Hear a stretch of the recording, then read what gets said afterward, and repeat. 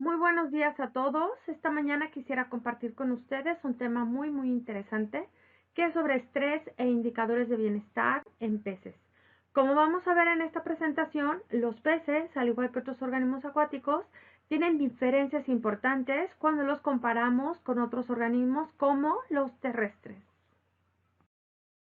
Al igual que en otros organismos, también tenemos que observar las 5 libertades en peces y otros organismos acuáticos.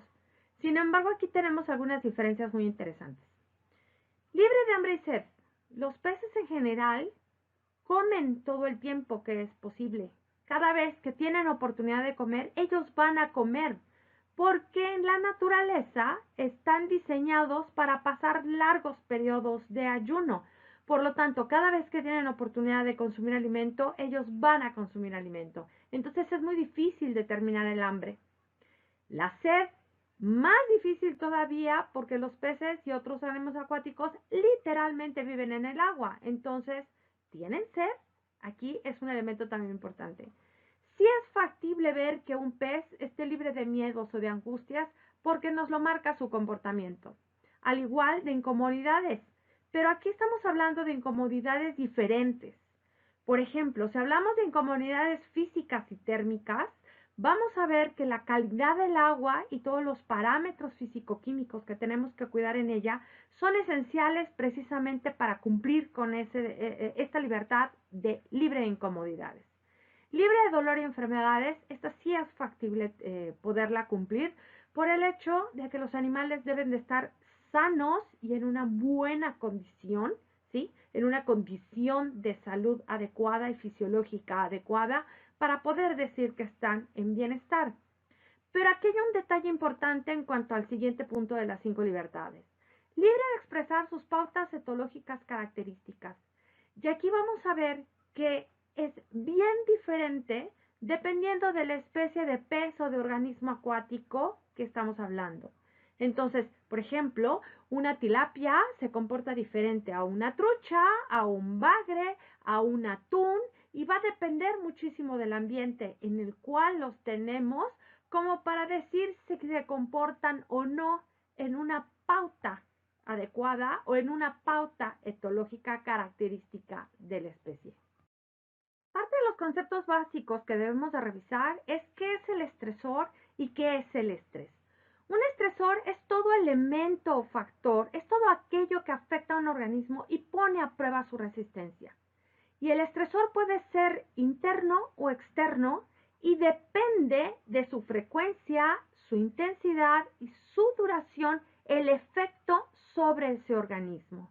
Y el estrés es una respuesta biológica compleja e inespecífica que está encaminada y se desencadena para contrarrestar al estresor. Ya vimos entonces que el estrés es esa respuesta fisiológica compleja e inespecífica encaminada para contrarrestar al estresor. Al igual que otros organismos, los peces también presentan un fenómeno que se conoce como síndrome general de adaptación y tiene 3 etapas o 3 fases bien características. Una reacción de alarma, una fase de resistencia y una fase de compensación o agotamiento. A esto también se le conoce como una adaptación. ¿Por qué? Porque si el organismo ha podido contrarrestar de forma adecuada al estresor y disminuir su efecto, entonces el organismo no sufre estrés, sino sufre una capacitación para que el día de mañana, cuando vuelva a enfrentar a ese estresor, sepa qué hacer. Si en un momento dado esa respuesta no fue lo suficiente para poder contrarrestar al estresor, entonces podemos caer en una etapa de agotamiento que puede llevar el individuo a la muerte. Entre los diversos estresores que podemos encontrar en el cultivo de organismos acuáticos y en este caso peces, son aquellos que tienen que ver con el medio. Y el medio estamos hablando del agua. Todos los cambios en cuanto a los parámetros de calidad de agua se deben de considerar como un estresor. Al hablar del agua y al hablar de calidad de agua, existen diversos parámetros que debemos de medir y controlar, como la temperatura, el pH, el amonio, como los principales. Sin embargo, existen otros que también sumamente importantes, como son el oxígeno disuelto, la cantidad de nitritos o de fosfatos o de carbonatos que tiene esa calidad de agua. La interacción animal, porque tengan en cuenta que los animales, al igual que organismos terrestres, también compiten por espacio y obviamente compiten por alimento. Sin embargo, aquí debemos de visualizar algo de manera diferente. En vacas, en borregos, en perros, se visualiza el espacio por metro cuadrado.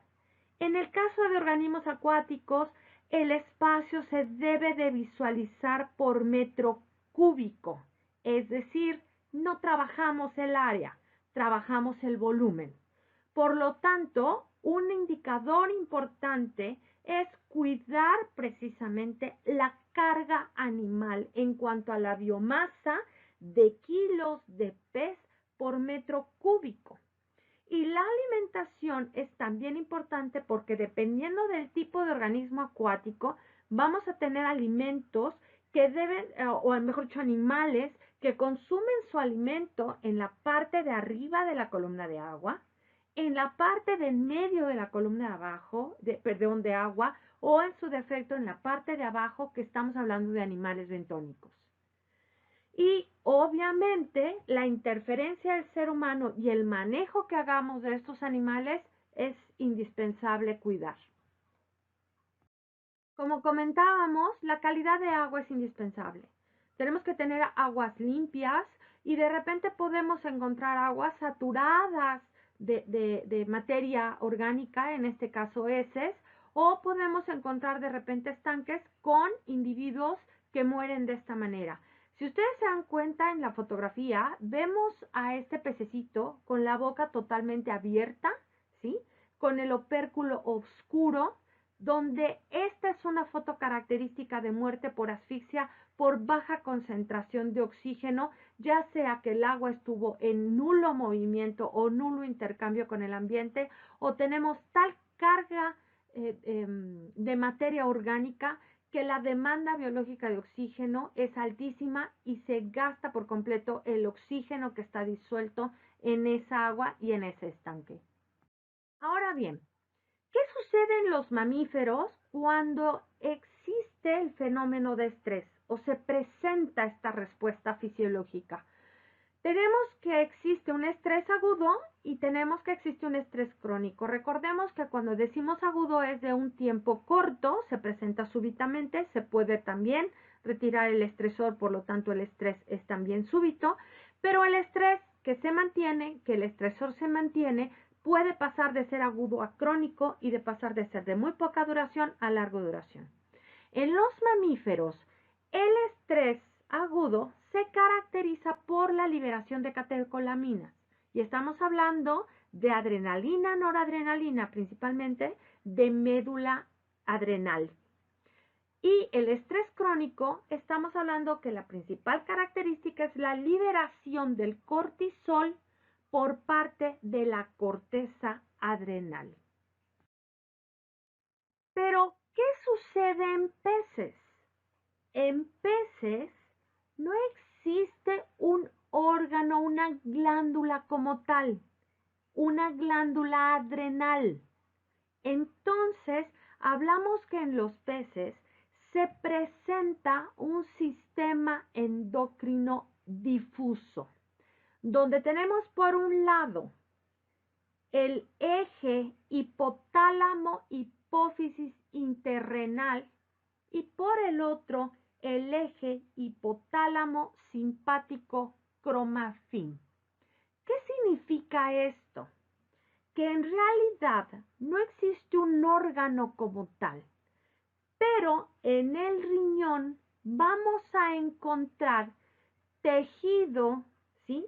Como parte de un sistema endocrino difuso, y entonces por un lado tenemos el tejido interrenal y por el otro el tejido cromafín. Estas células son células especializadas en la producción de hormonas. Por lo tanto, el tejido interrenal se caracteriza por la síntesis y liberación del cortisol, y hablamos de un estrés crónico, y por el otro lado, el tejido cromafín se caracteriza por la síntesis y liberación de catecolaminas, y estamos hablando igual de adrenalina y noradrenalina, es decir, un estrés agudo. En el caso de peces, el estresor es percibido y la señal llega al cerebro. Si se desencadena un estrés agudo, entonces por vía nerviosa se activa el tejido cromafín, llega la señal al tejido cromafín y lo que se liberan son catecolaminas. En el caso del estrés crónico, entonces está la liberación de la hormona liberadora de corticotropina que llega a la hipófisis, que a su vez libera la hormona adrenocorticotrópica, que ésta llega a su vez al tejido interrenal, y como respuesta el tejido interrenal libera cortisol, y entonces estamos hablando de un estrés crónico. Esta es la respuesta primaria. La liberación de catecolamina o la liberación de cortisol es la respuesta primaria. La respuesta secundaria a la presencia de las catecolaminas y el cortisol van a ser en las áreas energética, en el área hidromineral y en el área del sistema inmune. Entonces, ¿qué es lo que podemos visualizar o qué es lo que se presenta? Un aumento de glucosa sanguínea, un aumento de lactato, hay un aumento de la presión cardiovascular y también hay un aumento de los ácidos grasos libres en sangre y una disminución de la cantidad de proteínas porque se presenta una proteólisis. También puede haber un desbalance en agua, en concentración de agua al interior del pez, un desbalance de solutos, sobre todo de sodio y potasio, y cambio en la vascularización de las agallas. Al igual, hay una redistribución de las células del sistema inmune y podemos llegar a ver una supresión de las células del sistema inmune. En un nivel terciario o en una respuesta terciaria, podemos ver un cambio en anticuerpos o la presencia de anticuerpos por una posible enfermedad que esté presente, o un agente etiológico de enfermedad. Puede haber un retardo en el crecimiento y cambios en el comportamiento que afecten los patrones de conocimiento, los patrones de aprendizaje, ¿sí? Pueden cambiar los patrones de un animal depredador que se vuelva más agresivo, ¿sí? O puede haber cambios en los patrones de nado y migración. También en la parte del crecimiento puede llegarse a afectar, se puede observar una hipertrofia, una hiperplasia o la presencia de apoptosis, precisamente como una respuesta terciaria al estrés. Y en cuanto al área de reproducción o al sistema reproductivo, podemos llegar a ver una aceleración en la reproducción porque los peces dicen, vamos a reproducirnos para que se mantenga la especie aunque yo me muera en el proceso, ¿sí? O puede estar inhibida la reproducción o puede estar alterada los porcentajes de fecundidad. Depende, esta parte es interesante porque depende mucho de la especie de pez de la cual estemos hablando, que se presente uno u otro comportamiento o afectación en el área de la reproducción. En cuanto a los metabolitos, al tener un estado de estrés y al existir catecolaminas o al existir cortisol circulante en el sistema, podemos llegar a ver una baja de concentración de leucocitos, una baja de concentración de proteínas musculares, también una baja concentración de glucógeno, ya sea hepático o muscular, también un desequilibrio hídrico, como les comentaba en diapositiva anterior, y vamos a ver afectada la glucosa circulante, un aumento de lactato, una disminución de ácidos grasos, se afecta el flujo sanguíneo, ¿sí? Por eso podemos llegar a ver de repente una coloración diferente en las agallas, ya sean sumamente pálidas o con coloraciones no adecuadas, y también un aumento en la cantidad de orina y eliminación de orina. ¿Qué sucede con los animales?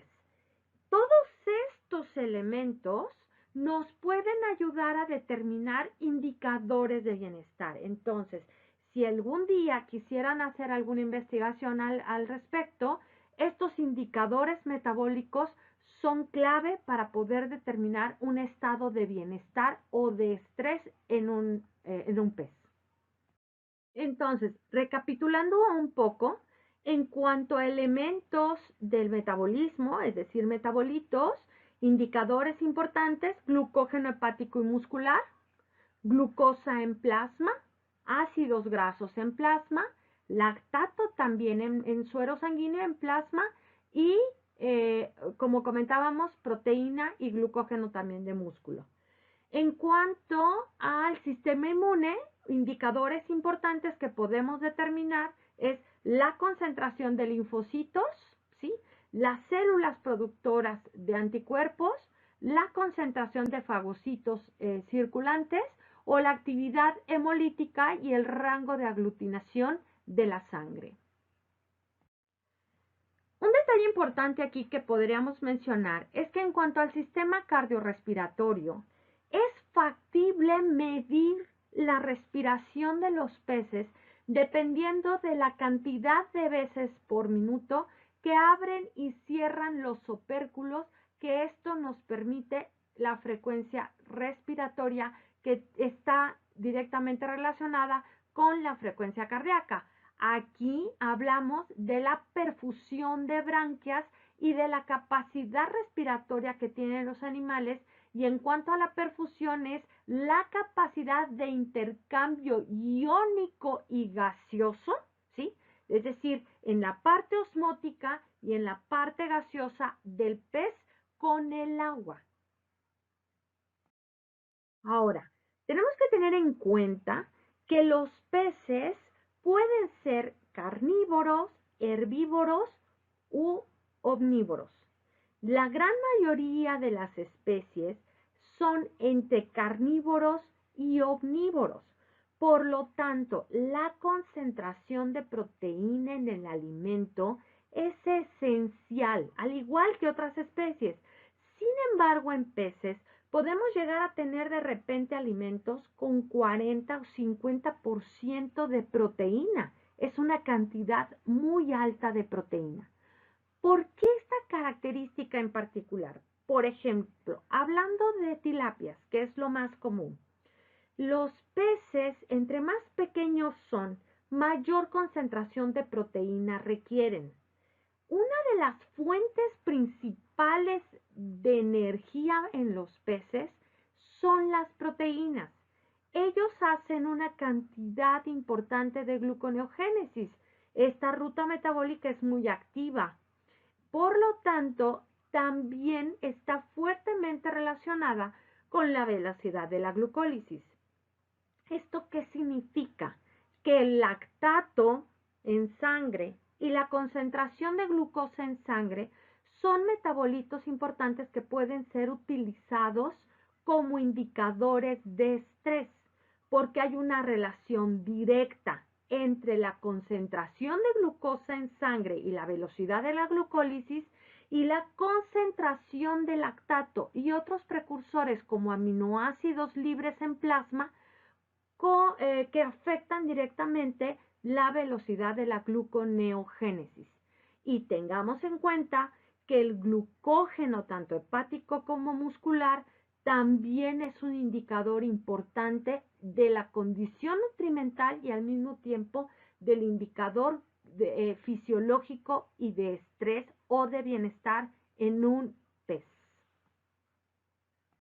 Por lo tanto, en peces El efecto del cortisol depende de las concentraciones de la glucosa en plasma, de los niveles del glucógeno hepático, porque recuerden que el músculo no libera glucosa. Una vez que la glucosa entra al músculo, ahí se queda, ¿sí? Y resulta ser que la glucosa, siendo indicador, depende también mucho y está fuertemente relacionada en la concentración de cortisol. Y el cortisol es una hormona importante para indicar estrés de larga duración, es decir, diestrés o estrés crónico. Y recordemos que los peces tienen una acción proteolítica importante porque la gluconeogénesis es muy activa en los peces. Entonces, en peces se establece un equilibrio metabólico entre el hepatocito, entre el músculo y lo que es el adipocito, porque también tienen cierta cantidad de células adiposas por las cuales podemos llegar a tener ácidos grasos libres en plasma. Y estamos hablando que la presencia de catecolaminas o de cortisol puede acelerar los procesos catabólicos de proteínas y de lípidos de reserva para poder utilizar estos como componentes energéticos. Y me refiero principalmente al glicerol y a los aminoácidos glucogénicos para la fabricación de glucosa, porque recuerden que el cortisol es glucogénico, es decir, libera o provoca la liberación de glucosa hacia el plasma sanguíneo. Hasta ahorita hemos hablado de algunos indicadores propios de bienestar, o mejor dicho, de estrés, que podemos encontrar, por ejemplo, en sangre. Pero también tenemos que tener en cuenta que el comportamiento propiamente de las especies también puede ser un indicador muy valioso del bienestar. Cómo nadan los peces, si el nado es correcto, si la actividad ventilatoria es correcta, si se abren y cierran los opérculos por minuto de forma adecuada de acuerdo a la especie, si hay agresión entre los individuos del estanque, si el comportamiento es de forma natural, es decir, que corresponde a la especie. Y aquí hay que tener un poco de cuidado, porque de repente podemos llegar a tener especies muy tranquilas, por ejemplo, como las carpas, o de repente podemos llegar a tener especies muy agresivas, por ejemplo, como las tilapias, como buenos cíclidos que son. Un detalle importante es la integridad de las aletas. Vamos a ver más adelantito algunas fotos para que veamos que las aletas son importantes y los peces de repente pueden llegar a lastimarse unos a otros y ser agresivos, y lo que atacan y dañan son las aletas.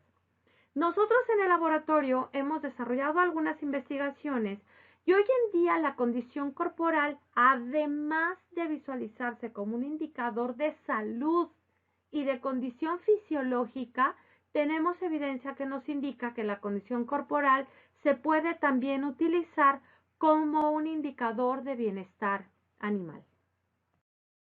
A diferencia de organismos terrestres como vacas o como perros, en los peces sí es posible determinar numéricamente por medio de una fórmula la condición corporal, también llamado factor de Fulton. La condición se calcula con el peso húmedo individual de un animal y su longitud total. Aquí tienen la fórmula. Por lo tanto, la condición corporal es un elemento clave que podemos utilizar como indicador a pie de estanque, en granjas. Otra forma que podemos ver que los animales estén en bienestar o en buena condición es precisamente los patrones de nado. Si ustedes se dan cuenta, los peces tienen ciertos movimientos característicos, abren y cierran aletas, y podemos ver que están tranquilos y por lo tanto podemos decir que están en buen estado o en bienestar. Y como les comentaba, También el comportamiento social es importante y depende muchísimo de la especie de pez que estemos hablando.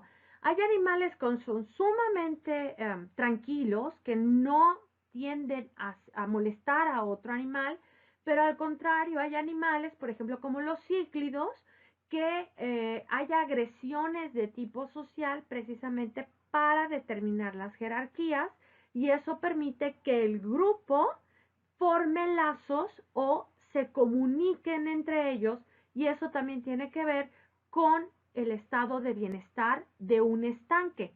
Lo importante aquí que podemos mencionar es que en realidad en los peces no podemos hablar de un bienestar de un solo individuo, tenemos que hablar de bienestar de estanque. Aquí hay un detalle importante. ¿En qué momento vemos a los peces? Solo cuando les damos de comer.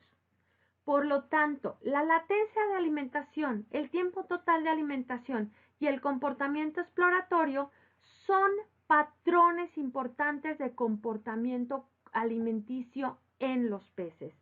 Cuando vemos que un estanque se le da de comer y los peces no suben a comer, es porque ese estanque está mal, ese grupo de animales no está en bienestar y tenemos que revisar. Y lo primero que tenemos que revisar es calidad de agua.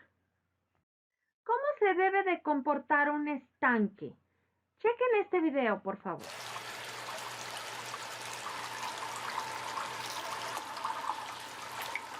Este comportamiento se le conoce como frenesí alimenticio. Cuando un estanque, un grupo de peces detecta el alimento, tiene que responder a la presencia del mismo. Cuando un estanque no responde con el alimento, con la presencia del alimento, es porque algo está pasando. Y un gran tip, lo primero que tenemos que revisar es la calidad de agua. Cuando vemos una calidad de agua deteriorada o con condiciones particulares no adecuadas de parámetros físico-químicos, quiere decir que los peces no van a consumir alimento. Hablábamos hace unos minutitos sobre las aletas. Los peces tienen aletas dorsal, caudal, anal, ventral y también las aletas laterales o las aletas pectorales. Nuestras investigaciones nos indican, por ejemplo, que en tilapia, en particular en tilapia, los daños o las lesiones en aleta caudal y en aleta anal son realmente importantes. En estas fotos podemos visualizar lesiones características que se pueden encontrar en peces como la tilapia. En la primera imagen se alcanza a ver una desgarradura, una deshiladura de la aleta anal y también unas líneas de hemorragia. En la segunda foto se ven claramente dos deshiladuras, también llamadas desgarraduras de lo que es aleta caudal. En la tercera también tenemos una lesión de desgarradura o deshiladura de aleta caudal y también se alcanzan a ver líneas hemorrágicas. En la cuarta fotografía es una desgarradura de aleta pectoral, también llamada lateral, y se consideran este tipo de lesiones como características en peces, en particular en este caso la tilapia. Nuestras investigaciones indican que cuando tenemos 3.5% o más de los individuos que conforman un estanque con este tipo de lesiones, particularmente en las aletas caudal y anal, entonces consideramos que el estanque está en mal estado. Máximo un 3.4, un 3.5% de la población podríamos llegar a tener con este tipo de lesiones porque la tilapia es un individuo que pertenece a la familia de los cíclidos y suele ser muy territorialista y pueden llegar a lastimarse.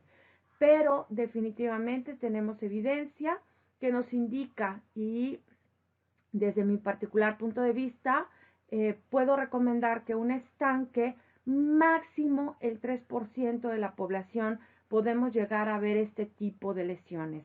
más del 3% de la población de un estanque que tenga lesiones en aletas, principalmente anal y caudal, ya se considera que ese estanque no se encuentra en buenas condiciones. Por lo tanto, este tipo de lesiones se pueden considerar indicadores importantes en campo a nivel de estanque. Pues espero que les haya gustado esta presentación. Les agradezco mucho su atención y abrimos la sesión de preguntas.